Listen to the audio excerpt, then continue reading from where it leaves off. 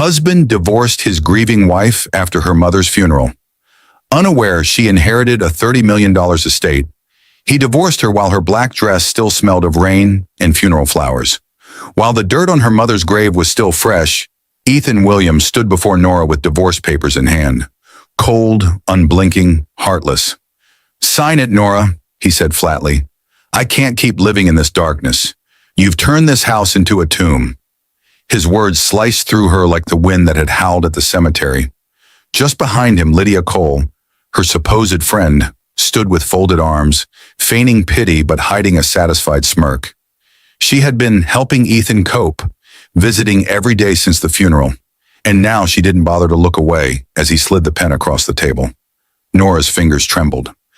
The silver bracelet her late mother gave her dangled loosely from her wrist, the last memory she had left. "Ethan, this is my mother's 7th day," she whispered, tears spilling. But he didn't flinch. He only sighed, already glancing toward Lydia. That was the moment Nora realized grief had made her invisible to the man she once called her home. The man who vowed to stand beside her through death had turned into a stranger before the candles at the memorial could even burn out.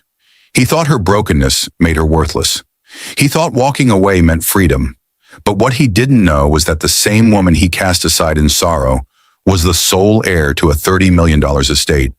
Her mother's last act of love, waiting quietly in the hands of a lawyer who would soon change everything. Sometimes the wife you abandon beside a coffin becomes a storm that sweeps away your pride. Sometimes the tears you mock become the fire that lights her rise. This isn't just another story of betrayal. It's the cry of a grieving heart turned unbreakable, the silence that hides strength, and the warning the world forgets too easily. Never mistake mourning for weakness, because from ashes, queens rise. Dear family, as we step into this story, I ask from the heart, don't just hear her pain and scroll away. Subscribe now and tell us in the comments where you're watching from. So Nora, and every woman who has ever been abandoned in her sorrow, knows she's not alone. The rain poured harder as the priest whispered the last prayer. Thunder rolled above the cemetery like a warning from heaven.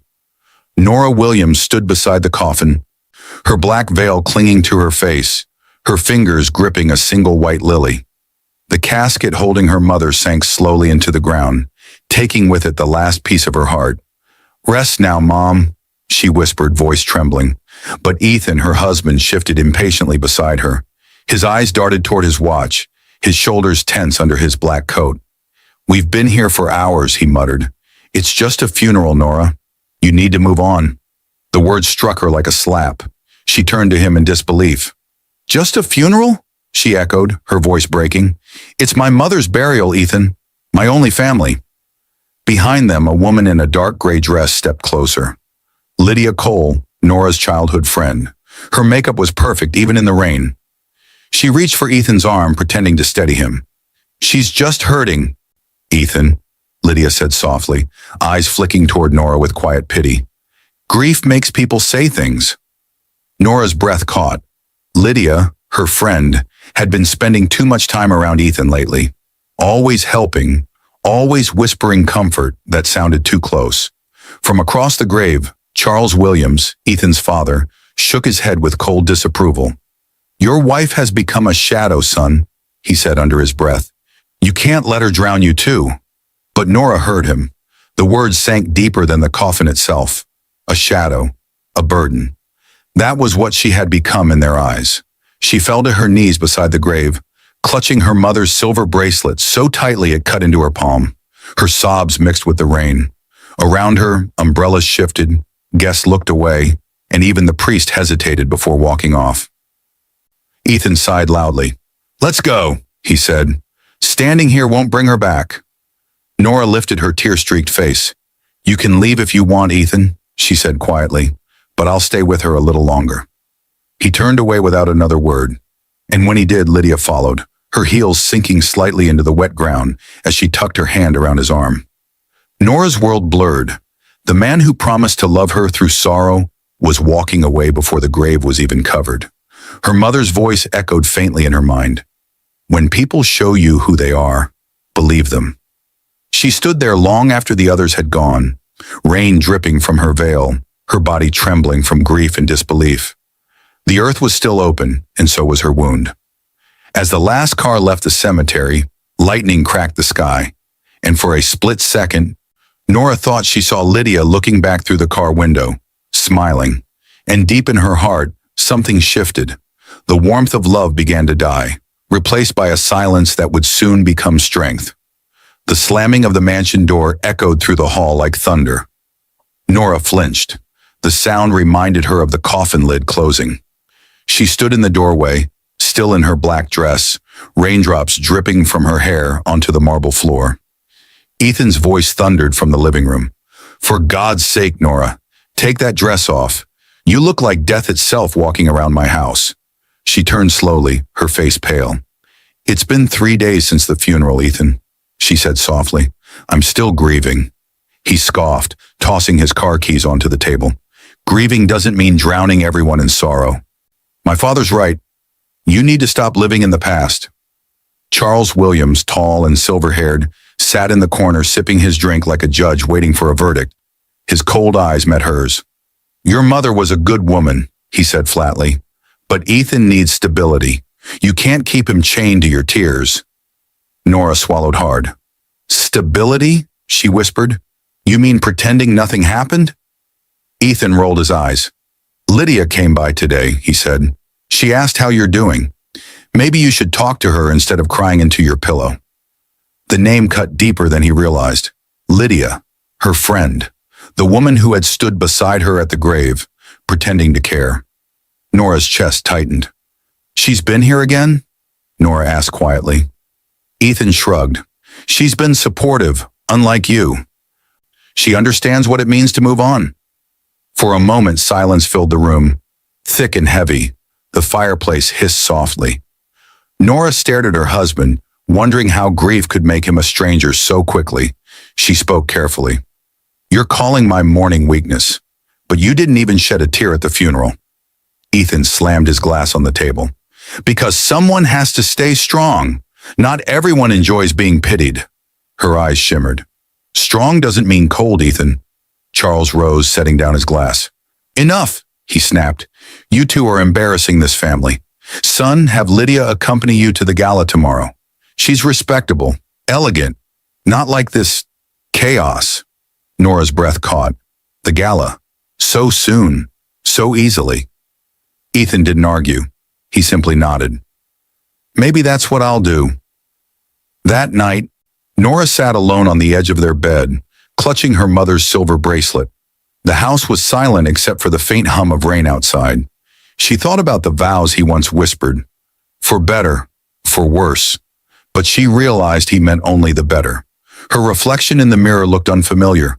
Hollow, forgotten, disposable. She whispered to herself, "Maybe grief isn't the only thing ending here." Downstairs, the sound of a woman's laughter echoed faintly through the hallway. Lydia's voice. Nora froze. Her eyes widened. She stood up suddenly, her bracelet slipping from her hand onto the floor with a sharp metallic clink. Her world was about to change again. The sound of paper hitting the table was louder than thunder. Nora flinched as a stack of documents slid across the polished surface toward her. Her hands trembled before she even looked down. "Sign them," Ethan said coldly. He stood tall, dressed sharply, eyes void of warmth. "It's a divorce. It's better for both of us." For a long moment, Nora couldn't speak. Her lips quivered, her eyes red from sleepless nights. "You're serious?" she whispered. Lydia Cole stood near the doorway, pretending to avoid their eyes. She wore a silk blouse and faint perfume that didn't belong in a married woman's home. "Ethan," she said softly, "maybe this isn't the right moment." He didn't turn to her. "It's the perfect moment," he said. "She's been living like a ghost. I need to live again." The words shattered what was left of Nora's strength. She reached for the papers with shaking fingers. The title blurred through her tears. "Petition for Dissolution of Marriage." Her voice broke. "My mother's grave is still fresh, Ethan. How can you do this now?" He crossed his arms. "Your grief isn't an excuse for neglect. I can't keep watching you cry over someone who's gone." She looked up at him, her voice trembling with disbelief. "You promised to stand by me in everything." He laughed bitterly. "That was before you stopped being a wife." The room fell silent. The clock ticked slowly, cruelly. Nora's breathing quickened as her eyes met Lydia's. For a second, she saw guilt flicker across Lydia's face, then vanish behind a calm, practiced smile. Charles entered from the hall, his presence colder than the marble floor. "It's for the best," he said, glancing at Ethan. "You can't build a future with a woman who lives in the past." Nora stood, gripping the table edge for balance. "A woman who lives in the past?" she repeated, her voice rising. "You mean a woman who just buried her mother? Who gave her everything to your son?" Charles's expression didn't change. "You'll thank us one day." Lydia placed a gentle hand on Ethan's shoulder. "Let's go. She needs space." That small touch, that single motion, was enough. Nora saw it clearly now. The closeness, the comfort, the betrayal that had been blooming right under her roof. "You can have each other," Nora said quietly, tears falling freely. "But one day the truth will visit both of you, and you won't be ready." Ethan turned away, grabbing his keys. "I already am." The door slammed behind them, leaving her alone in a house that no longer felt like home. Nora sank to her knees, sobbing, clutching her silver bracelet until her palm bled. "Mom," she whispered, "I have no one left." Lightning flashed outside. In its glow, a shadow appeared, the kind face of an older woman at the gate, holding an umbrella. Grace Miller, the caretaker next door, was watching quietly. And in that quiet gaze, Nora's next chapter was waiting to begin. The sky broke open in a storm that night. Rain slammed against the roof like it was trying to drown the world. Nora stumbled down the driveway, her black dress soaked, her bare feet splashing through puddles. The silver bracelet slipped from her hand, but she didn't stop to pick it up. "Why, Ethan?" she cried into the rain. "Why now?" Her voice vanished in the thunder. Lightning flashed across the dark clouds, lighting up her face, tear-streaked, lost and pale. She walked with no umbrella, no destination, just pain leading her steps. Her body trembled as wind whipped through the empty streets. Cars passed without slowing. She clutched her chest, her breath shallow. "Mom," she whispered, "I wish you could tell me what to do." Then her knees buckled. The world spun. The last thing she saw was the glow of a porch light in the distance before everything went dark. Moments later, a door creaked open. An older woman gasped, "Oh, dear Lord! Child, are you okay?" Grace Miller, her neighbor, a retired nurse and caretaker, ran through the rain toward her. She had warm brown eyes and a voice that carried both strength and comfort. She knelt beside Nora, brushing wet strands of hair from her face. "Stay with me, sweetheart," Grace whispered, lifting her carefully. "You're freezing." Nora faintly opened her eyes. I have nowhere to go," she murmured. Grace tightened her grip. "You do now." Inside Grace's small, cozy home, the light was soft and golden. She wrapped Nora in a thick blanket and placed her near the fireplace. The scent of tea and old wood filled the air. A kettle whistled gently on the stove. Nora shivered, whispering, He left me. He left me after the funeral." Grace's heart ached. "Then you let him go," she said simply. "People who abandon you in the storm don't deserve a seat when the sun returns." Nora's eyes filled again. "But I have nothing left. No family, no home, not even strength." Grace sat beside her and squeezed her hand. "You still have your heart," she said softly. "It just needs time to heal. You'll see. Sometimes broken things are just waiting to become stronger." The fire crackled, filling the silence with gentle warmth. Nora leaned back, exhausted, her head resting on the couch cushion. For the first time in days, her breathing slowed. Outside, the rain began to ease. The storm was ending, but inside, something new was beginning. Grace looked at her kindly. "Rest, Nora. Tomorrow we'll talk about what comes next." As Nora drifted into sleep, her fingers found the corner of the blanket and brushed against something cold and familiar. Grace had found the silver bracelet in the mud and cleaned it. It now rested on the table beside her. And somewhere in the quiet, unseen, a car slowed in front of the house. Ethan's car. He didn't step out, but his eyes lingered on the light in Grace's window before driving off into the darkness. He had no idea that the woman he cast away had just found the person who would help her rise again. Nora woke up screaming. "Mom!" she cried, sitting up in panic. Her heart raced as her eyes darted around the unfamiliar room. Warm lights, floral curtains, a faint smell of tea. It took a moment before she realized where she was. Grace Miller's home, the place she'd been brought to after collapsing in the storm. Grace rushed in, holding a cup of tea. "It's okay, sweetheart. You're safe now." Tears streamed down Nora's cheeks. "I dreamed of her again," she whispered. "She was calling me from the grave. I couldn't reach her." Grace set the cup down and gently held her shoulders. "That's not her calling you from the grave," she said softly. "That's her telling you to stand up again." Nora buried her face in her hands, her voice trembling. "But I don't know how. I don't even know who I am without her, or without him." Grace's gaze was kind but firm. "Then it's time you find out." Later that afternoon, Grace took Nora to a quiet clinic nearby, a modest place painted in calm shades of blue. Inside waited Dr. Adam Bennett, a compassionate therapist in his 40s with gentle eyes behind silver-framed glasses. He greeted Nora warmly. "You've lost a lot, haven't you?" Nora nodded weakly. "Everything that made sense." Dr. Bennett leaned forward. "Grief can feel like drowning, Nora, but sometimes healing begins when you stop fighting the water and let yourself float." She looked at him, silent but listening. His words didn't erase the pain, but they reached the part of her heart that still wanted to live. After the session, Grace smiled. "I told you, you're not alone in this anymore." Days turned into quiet weeks. Nora began to eat again, help Grace with cooking, and take slow morning walks. The color in her face slowly returned. One sunny morning, the doorbell rang. Grace opened it to find two women standing politely at the porch.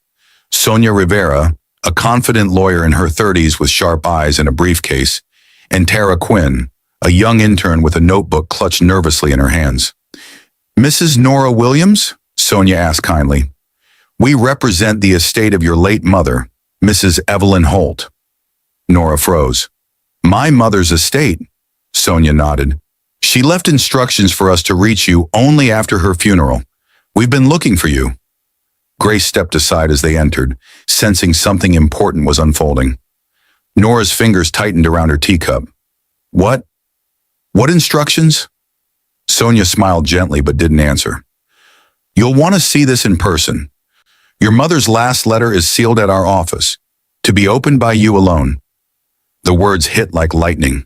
Nora's heart pounded. "Her last letter?" she whispered. Sonia nodded.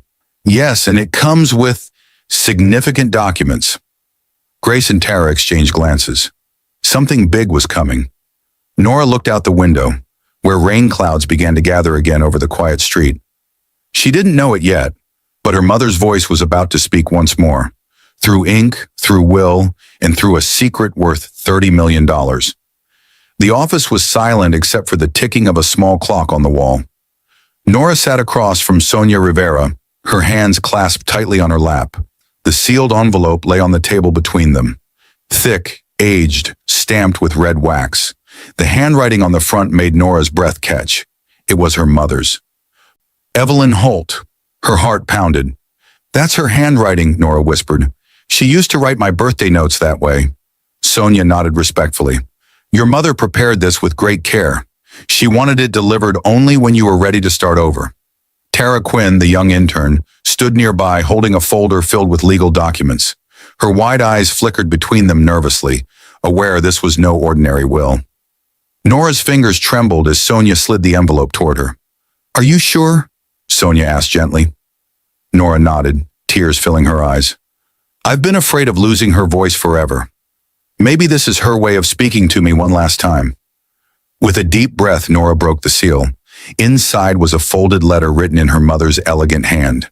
She opened it slowly, and as she began to read, her lips quivered. "My dearest Nora, if you're reading this, I am gone, but not far. You were my greatest joy, and I never wanted grief to chain you. I know your heart is kind, but the world can be cruel. That is why I have left you the strength to stand, even when love fails you." Nora's tears fell onto the paper. Her voice shook as she continued. Your Aunt Margaret Holt will guide you through what I've prepared. Trust her. She knows everything. Use what I've left not for revenge, but for rebuilding. You are worth more than sorrow." A knock on the door interrupted her sobs. Sonia looked up as the door opened, and there stood Aunt Margaret Holt, a tall woman in her 60s, elegant in a deep blue coat, her silver hair tied neatly back. "Aunt Margaret," Nora whispered. She hadn't seen her in years. Not since a family argument, long before her mother's illness. Margaret stepped forward, her eyes soft but resolute. "Your mother made me promise to stay away until this moment," she said gently, "because she knew you'd only be ready when you'd been broken enough to rebuild." She placed a new document in front of Nora. "This is the legal will. Evelyn Holt left you her entire estate, valued at $30 million. The properties, the trusts, everything." The room went still. Tara gasped softly. Sonia watched Nora's reaction closely. Nora covered her mouth. $30 million? Margaret nodded. "Under one condition. You must remain independent. Not a single cent can go to your husband, Ethan Williams."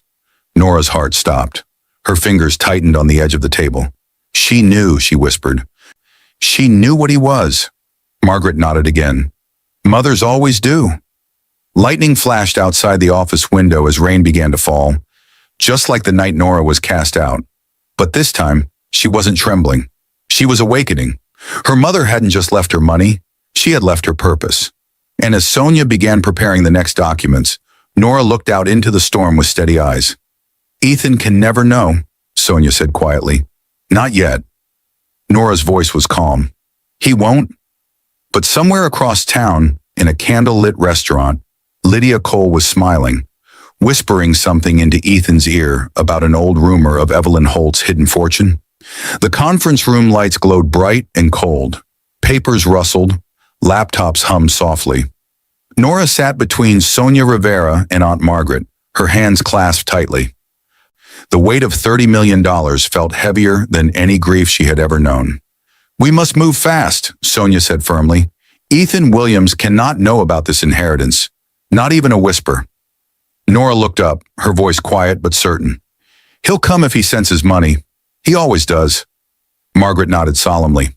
"That's why your mother planned for secrecy. Everything must go into a private trust, under your name only. Sonia will execute it." Sonia opened a folder filled with legal papers. "We'll call it the Holt Renewal Foundation.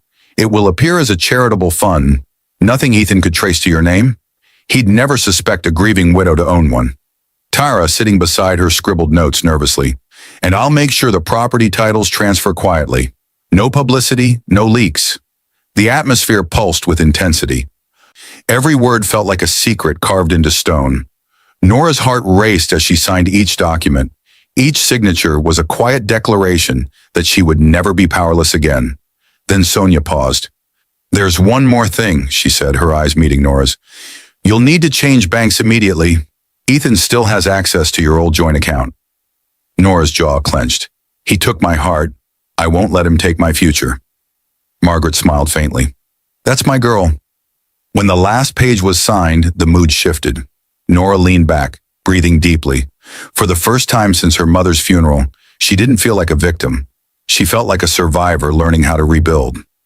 Sonia gathered the documents carefully. "From today, your fortune is secure, but you must remain silent. Pretend you're struggling. Let him believe you're still lost." Nora nodded, her expression calm but steely. "He left me in the rain. Let him think I drowned." Tara looked up, admiration shining in her eyes. "You're stronger than you think, Nora." But before peace could settle, Margaret's phone buzzed on the table. She frowned, answering softly. "Yes? What?" Her face went pale. "Someone's been asking about the Holt estate." Everyone froze. Sonia's head snapped up. "Who?" Margaret lowered her voice. "A woman named Lydia Cole said she's helping a client verify family assets." Nora's breath caught. Lydia, Ethan's mistress. The betrayal still burned like salt in a wound. Sonia stood instantly. "Then it begins. We move everything by tomorrow morning. Tara, file the second trust immediately.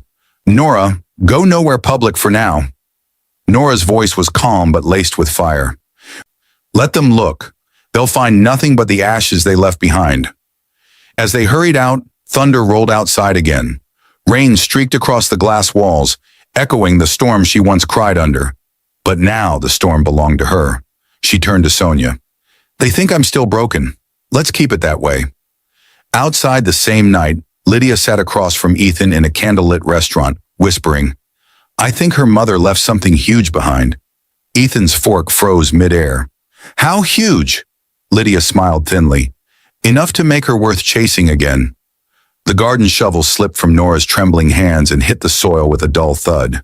She fell to her knees, panting, tears blurring her vision. Why can't I just stop shaking? She whispered, pressing her palms against the earth. Why can't I be normal again? Grace hurried out from the porch, apron still tied, worry etched across her face. Nora, slow down, child. You've been working since sunrise. I need to keep moving, Nora said, her voice cracking. If I stop, I'll think. And if I think, I'll break. Grace knelt beside her and lifted her chin gently.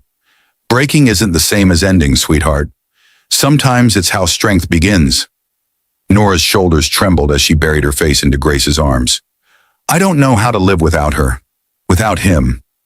Grace stroked her hair softly. You don't live without them, Nora. You live because of what they taught you. Later that afternoon, Tara arrived with a small basket of groceries. Her cheerful energy always filled the house with light. I brought vegetables and something special.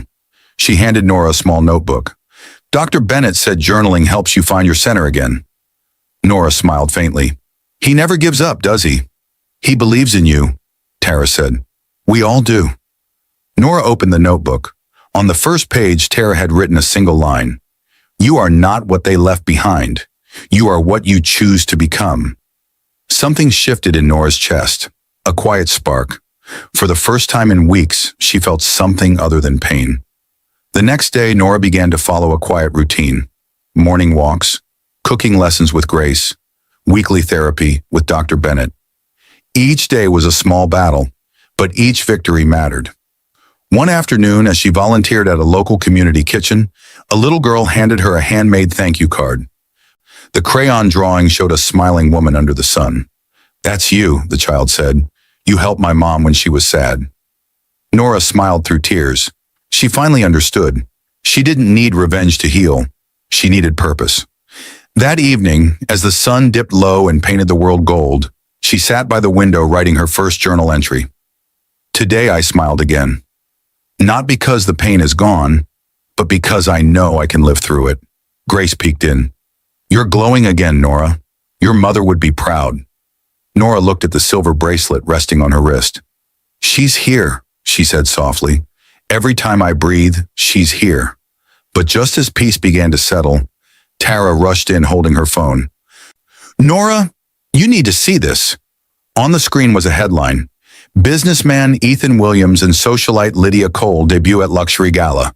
Sources say, wedding soon. Nora stared silently at the photo. Ethan smiling, Lydia's hand on his chest. Her chest tightened, but her eyes didn't fill with tears this time. They filled with resolve. Grace whispered, What will you do? Nora closed the notebook and stood up slowly. He buried me in grief. Now he'll see who rose from it. Camera flashes burst like lightning as Ethan Williams stepped out of his black limousine, Lydia Cole on his arm. The marble steps of the gala shimmered beneath the golden lights. Reporters swarmed, shouting questions. Mr. Williams, how does it feel to move on so soon after your divorce? Ethan straightened his tie, flashing a polished grin. Life doesn't stop for sorrow, he said coolly. I believe in celebrating new beginnings. Lydia squeezed his arm, her diamond bracelet catching the light. We're just enjoying happiness, she added sweetly, though her smile lingered too long for comfort. The cameras loved them. But behind every flash, a whisper followed. Didn't his ex-wife just lose her mother? Too soon, too proud. Inside the ballroom, music swelled. Ethan walked among investors, shaking hands, boasting about expansion plans. My new partner understands vision, he said loudly, eyes flicking toward Lydia. She's been a great influence.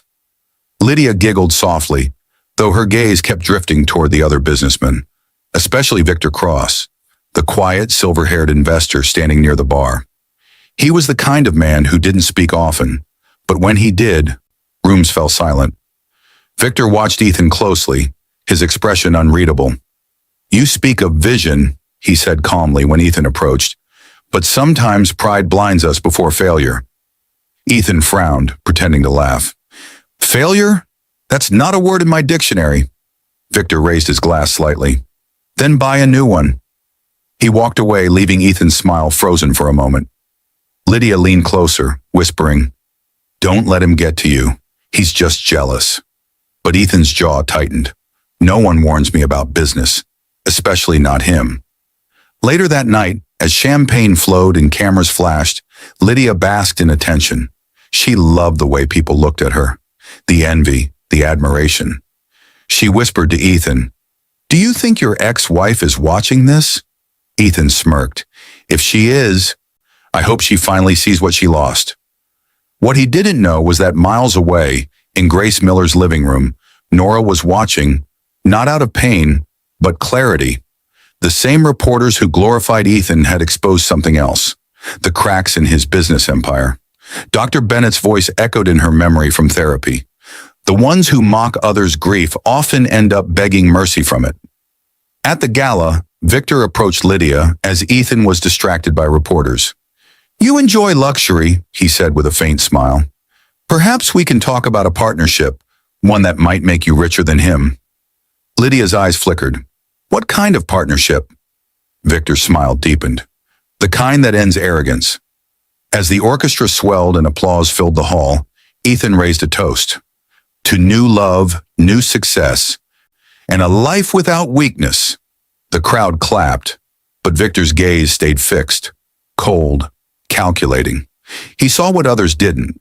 The man's empire was built on ego, not wisdom. Outside, thunder rumbled faintly, a storm gathering somewhere unseen. Lydia leaned close, whispering, "You're unstoppable, Ethan."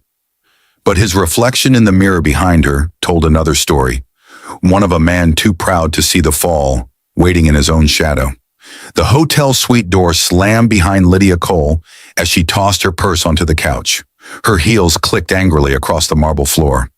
"Who does he think he is?" she hissed. "Ethan talks about me like I'm just decoration." A deep voice replied from the balcony. "Because that's all he can see, Lydia." Victor Cross stepped out of the shadows, holding a glass of whiskey. His calmness was unnerving, like a man who always knew the ending before the story began. "He's blinded by his own reflection," Victor said. "But you see the cracks." Lydia folded her arms, her anger cooling into curiosity. "And what do you see, Victor?" "I see opportunity," he said smoothly. "His company's stock is slipping. He's ignoring investors. He trusts the wrong people, especially you." She smirked. "Oh, he trusts me too much. That's his mistake." Victor stepped closer. "Then maybe it's time you help him make a bigger one." The tension in the room thickened. Lydia stared at him, uncertain if she should be afraid or intrigued. "You're suggesting," he smiled faintly. "Information, Lydia. The kind that opens vaults and closes empires." For a moment, the room fell quiet except for the soft hum of the city below. Lydia's mind raced. She remembered how Ethan bragged about his unshakable empire, how he paraded her like a trophy. A man like that deserved to fall, but deep inside, a flicker of fear stirred. She had seen what he did to Nora when she was no longer useful. Victor noticed her hesitation. "Don't worry," he said, setting the glass down. "You won't be the one to fall. I'll handle the exposure. You'll simply guide me." Lydia turned toward the city lights. Her reflection glowed faintly in the glass. "And what do I get?" He poured another drink. "Freedom and wealth. More than Ethan could ever offer you." She smiled slowly, her greed swallowing her doubts. "Then we have a deal." Victor extended his hand and she took it, sealing an alliance born from pride and betrayal. Later that night, Lydia sat on the edge of her bed, staring at her phone. Ethan's messages flashed. "Where are you? Dinner's ready. Don't keep me waiting again." She typed back one word. busy. Her reflection in the mirror was calm, almost regal. For the first time, she didn't feel like Ethan's accessory. She felt like power itself. Meanwhile, across the city, Ethan celebrated a new contract, unaware that the documents Victor had slipped through his assistant's hands contained a poison clause that would soon bleed his empire dry. And far from the noise, Nora sat by her window under the same night sky, writing in her journal, "Some people chase gold and lose peace. I'm learning peace creates gold on its own." As she closed her notebook, a strange feeling pricked her heart, like a storm she couldn't see but could somehow sense. In another part of town, Lydia was slipping Ethan's business keycard into Victor's hand. "Just don't leave traces," she whispered. Victor's eyes glinted. "I never do."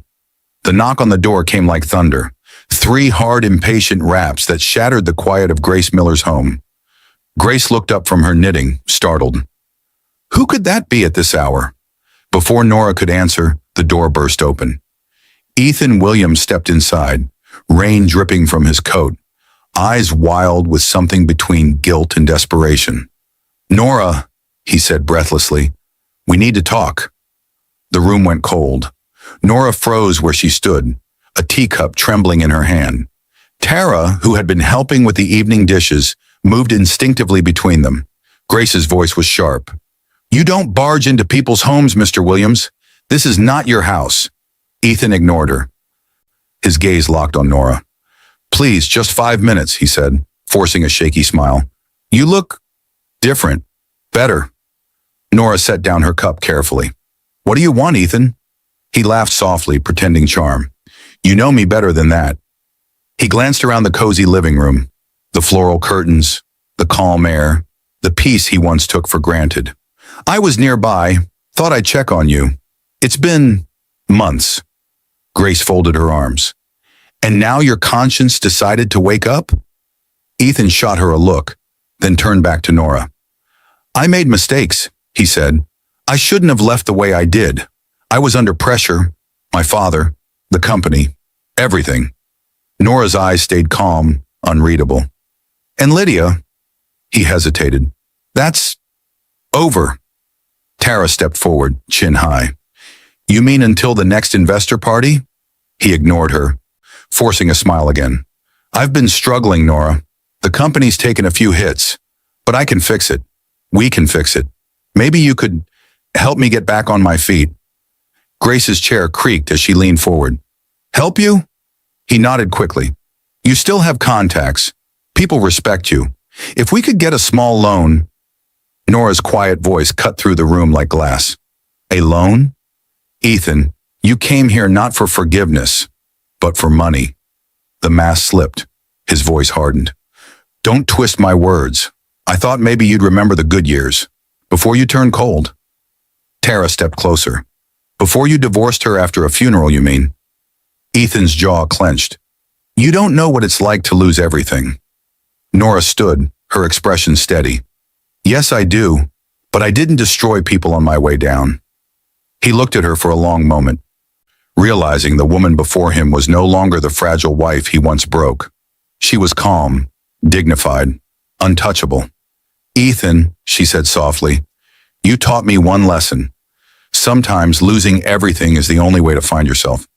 And I have." He opened his mouth to reply, but Grace was already by the door. "Time's up." Ethan hesitated, anger flickering beneath his forced politeness. "You'll regret this, Nora," he said, stepping out into the rain. She watched him go, her voice quiet but firm. "Not this time." Outside, lightning flashed, illuminating a black car parked across the street. Inside sat a familiar silhouette. Victor Cross, watching. He made a note on his tablet. "The audit begins tomorrow," he murmured. "Run it again," Sonia Rivera ordered, her voice sharp as the hum of the office computers filled the air. The city skyline glowed outside her glass windows, but her attention was fixed on the spreadsheets before her. Michael Brooks, a seasoned forensic accountant with a calm, methodical air, adjusted his glasses. "I've run it 3 times already," he said, scrolling through the data. "The numbers don't lie. Ethan Williams has been moving funds through fake charity accounts." Ava Ellis, his young assistant, leaned closer, her eyes wide. He even used Nora's old foundation name, the Holt Family Relief Fund. It's like he wanted to mock her. Sonia's expression hardened. No, he wanted to erase her legacy and steal her mother's goodwill. Typical. Michael tapped a highlighted line on the monitor. Here, $2 million wired to an offshore account under a shell company. Guess who signed the transfer? Sonia read the signature slowly, her jaw tightening. Lydia Cole? Ava frowned. The mistress? The co-conspirator, Sonia corrected. They thought grief would make Nora blind, but they didn't realize who was watching. Meanwhile, in Grace Miller's home, Nora sat at the window, holding a cup of tea. The rain had returned, gentle this time. Grace joined her quietly. You've been thinking about him again, Grace said softly. Nora didn't deny it. Part of me still wonders if he'll ever feel sorry. The rest of me hopes he never does, because I've learned to stop waiting for his remorse. Grace smiled faintly. That's strength, dear. Not bitterness. Strength. Nora's phone buzzed on the table. It was Sonia. We found something, the message read. I need you in my office. Tonight. Hours later, Nora walked into Sonia's law firm. Tara was already there, her notebook open. Sonia gestured toward the screen. Ethan's company isn't just failing. It's corrupt. He's been laundering money under charity names. We have proof. Ledgers, emails, transfer logs. Nora froze, her hand gripping the back of a chair. He used my mother's foundation name? Michael nodded gravely. He thought no one would ever check an inactive file. Ava added quietly, We'll expose him, but it must be done legally. Once this goes public, it'll destroy him. Completely. Nora's voice trembled, but not with fear. I don't want revenge. I just want truth. Let the world see who he really is. Sonia met her gaze, steady and proud. Then let's begin. Michael pulled out a folder marked Confidential. We'll send this to Judge Olivia Hart. Once she sees this, Ethan's assets will be frozen within 48 hours. Tara whispered, He won't see it coming. Nora looked out the window at the city lights flickering through the rain. He never did. Across town in Ethan's office, Lydia laughed over champagne. We did it, Ethan. The investors are back. But outside their glass tower, a courier approached the security desk, holding a sealed court order stamped with the judge's crest. Deliver immediately, he said. Sir, the accounts are frozen. The shout echoed through the glass halls of Williams Enterprises. Ethan stormed out of his office, his tie hanging loose, his phone pressed to his ear. What do you mean frozen? That's impossible. His accountant stammered through the line. Every asset, every transfer. There's a court order from Judge Olivia Hart. It's over, sir. Ethan's face went pale. No, that's a mistake. He turned toward Lydia, who stood near the window in a silk dress, pretending to stay calm. Lydia, he snapped, you told me everything was covered. You said the transfers were clean. She flinched, eyes darting to the door. I did what you asked. I only moved what you signed off on. Ethan grabbed the papers off his desk and slammed them down. You were supposed to protect me, not drag me into ruin. Before she could respond, the glass doors burst open. Two uniformed officers stepped in, led by Detective James Carter, a tall man with a composed but unyielding stare. Ethan Williams, he announced, you're under investigation for corporate fraud, embezzlement, and misuse of charity funds. The room went silent except for Lydia's sharp intake of breath. Cameras from the building's media department were already rolling. Ethan's voice broke. There's a mistake. I can explain. Detective Carter handed him a folded document. You can explain to Judge Olivia Hart. Court hearing tomorrow morning. As the officers escorted him out, flashes from reporters' cameras blinded him. Voices shouted questions. Mr. Williams, is it true you stole from your late wife's foundation? Did Lydia Cole help you move the money offshore? Lydia froze, eyes wide with terror. They're saying my name too? Detective Carter turned briefly. Yes, Ms. Cole. You'll be questioned as well. Panic spread across her face. She stumbled backward, knocking over a vase. This can't be happening. Hours later, the city news exploded with headlines. Businessman Ethan Williams arrested for charity fraud. Lydia Cole under investigation. At her penthouse, Lydia packed frantically when a knock came. It was Nathan Grant, the wealthy investor Victor Cross had introduced to her weeks earlier. "Nathan," she gasped, "you said you'd help me." He smiled coldly. "I said I'd use you, Lydia, and I have. The contracts are under my name now. Enjoy your freedom, while it lasts." He turned and left as the sound of approaching sirens filled the night air. Meanwhile, at Nora's quiet home, Grace turned up the volume on the television. Nora stood still as she saw Ethan being led away in handcuffs, his once perfect suit soaked from the rain. Tara whispered, "Justice moves fast when truth leads the way." Nora's eyes softened, but her heart didn't harden. "I don't hate him," she said quietly. "I just finally see him." On the TV, Judge Olivia Hart appeared briefly, her stern face commanding respect. "Integrity," she said to reporters, "is the only wealth that lasts." Nora touched her silver bracelet. "Mom was right," she whispered. "Some storms clean everything they destroy." Outside, thunder rolled again, but this time it sounded like applause. And far away, Ethan sat alone in a police car, staring out into the dark street where a billboard glowed with his own company logo, now being torn down. He whispered, "Nora, order in the court." The gavel struck sharply as the courtroom erupted in murmurs. Ethan Williams stood at the defendant's table, pale and trembling. Cameras lined the back of the hall. The world was watching. Judge Olivia Hart, stern and calm, adjusted her glasses. "Mr. Williams," she said firmly, "you are charged with embezzlement, fraud, and exploitation of charitable assets. Do you have anything to say before sentencing?"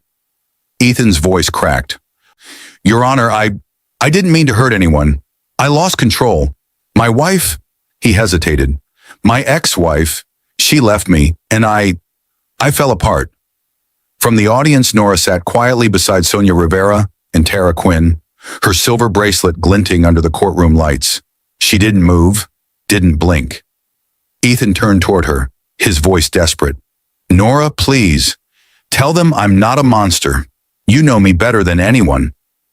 The room went silent. Reporters leaned forward. Judge Hart looked up. "Mrs. Williams, you may speak if you wish." Sonia whispered, "You don't have to." But Nora rose slowly, her calm presence commanding every eye in the room. She faced the man who once threw her out in the rain. "I knew you once, Ethan," she said softly, "a man who smiled at sunrise and dreamed of better things. But then pride became your god, and greed became your language." Ethan's eyes filled. "I made mistakes," she nodded gently. "Yes, we all do. But you built your success on my mother's name, and you buried your conscience beside her grave." The gallery murmured. Even Lydia, sitting in the back row, lowered her eyes in shame. Nora took a breath. "Your Honor, I don't wish for revenge. I only want justice, and for every stolen dollar to return to the causes it was meant for." Judge Hart nodded slowly. "Spoken like a woman of grace." Then her gavel struck again. "Ethan Williams, this court sentences you to 12 years imprisonment and full restitution to the Holt Renewal Foundation." Ethan broke from the witness stand, emotion crashing through his facade. He stumbled across the courtroom floor until he was standing before Nora. Then he fell to his knees. "Nora, please," he whispered, his voice cracking. "Forgive me. I was blind. I was proud. I thought wealth made me powerful. But you—" His words broke as he reached for her hand. "You were the only real thing I ever had." The courtroom fell silent. Even the reporters lowered their cameras. Nora looked down at him, the man who once made her beg for love now trembling before her in shame. Her eyes filled, not with anger, but with quiet understanding. She spoke softly. "Ethan, forgiveness is free, but trust is earned. I forgive you, but I can never walk backward." He wept quietly, still on his knees, as Judge Hart's gavel struck once, sealing his sentence and his lesson. Nora turned toward the exit, the silver bracelet gleaming under the courtroom light, symbol of grace that outlived pain. The crowd gasped. Lydia wept silently. Ethan collapsed into his chair, whispering Nora's name as officers approached. Detective James Carter stepped forward, guiding Ethan away with quiet authority. "Sometimes the hardest prison," he said softly, is the one built inside our hearts. Nora watched as Ethan was let out. There was no hatred in her eyes, only peace. Outside the courthouse, reporters swarmed. Nora paused at the steps, the sun breaking through gray clouds. She spoke clearly. Grief taught me patience, betrayal taught me strength, and forgiveness taught me freedom. My mother's dream now lives through the Holt Foundation for Grieving Women. Cameras flashed. The crowd erupted in applause. Paula Green, the gossiping neighbor who once mocked her, wiped her eyes. She really rose from it all, she whispered. Later that evening, Nora stood beside Grace on the foundation's opening night. Children laughed, women smiled, and music filled the air. Nora touched the silver bracelet and whispered, "We made it, Mom." The lights reflected in her eyes, not tears but victory.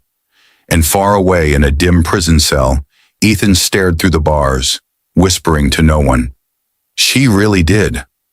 Outside, thunder rolled once, distant, fading, as the world turned quietly toward a new dawn.